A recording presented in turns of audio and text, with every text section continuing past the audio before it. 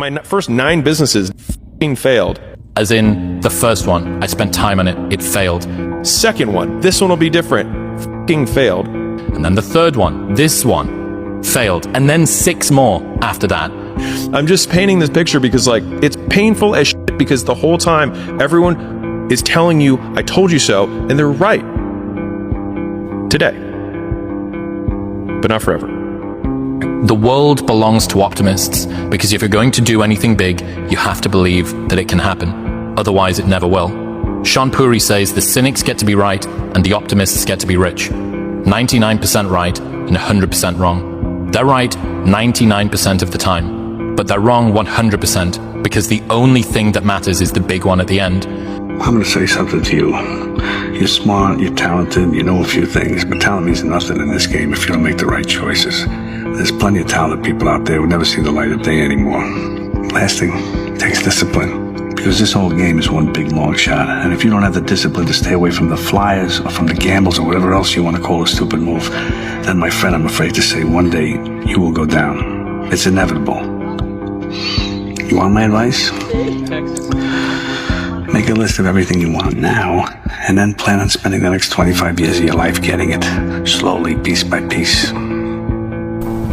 The more time you spend alone with yourself, the more time that you will be able to understand who you are. When I mean understand who you are, I'm talking about without any outside interference, without any friends, without any peer pressure of wanting to be like someone else. The more time you spend alone, you're going to figure out, okay, what your purpose is. And I say that because of this. God will talk to you.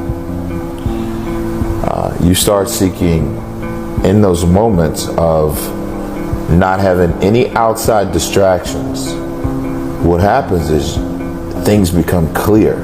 Clarity sets in. And you're able to make decisions not based on what you saw that day or what you heard that day or what that person may have said to you. You're able to make decisions based on how you feel internally. What are you running from? He beat you, didn't he? Stop running from it. Let that pain become your inspiration, and then you'll have something that people can believe in. So a lot of people ask me what it's like to live with David, and I figured I had the perfect opportunity tonight to just give a little bit of insight. So today, just randomly, David says after we come home from the gym that he was going to go on a 100-mile ruck tonight. So unplanned, just spur of the moment. We're out here. We left just about 12 and a half hours ago, or just over 12. Oh God, that's blurry. 12:43 a.m. It's 38 degrees.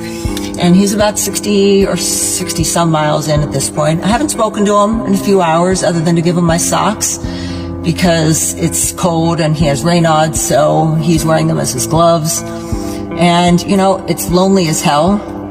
No one's out here. It's just me. No one would even know he's doing this if I wasn't recording this video. And that's so much of his life. Just all of the unseen work that goes into being David. I don't think people can even imagine the discipline and the hours spent alone just grinding. And the other thing people can't imagine is the pain and discomfort that goes into it. You know, every day when he starts running, it's like the first few miles, he's just hobbling along.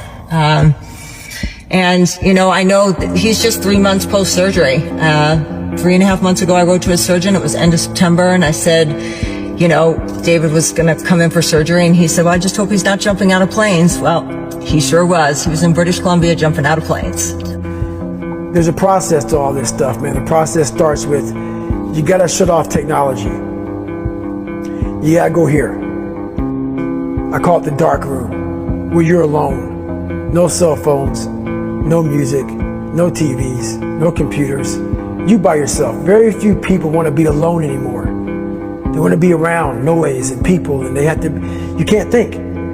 Be alone, go to that dark space. In that dark space, shut life off for a little bit. Go to a dark place in your mind and figure out what the you want to be. You don't know what you don't want, because you don't know what you want to be because you haven't spent time, real time with yourself. Spend time with yourself. Trust me. And once you find that passion and that purpose, your goals, your purpose, everything will start lining up. And then you'll find the courage to start that journey from that 20 to 100.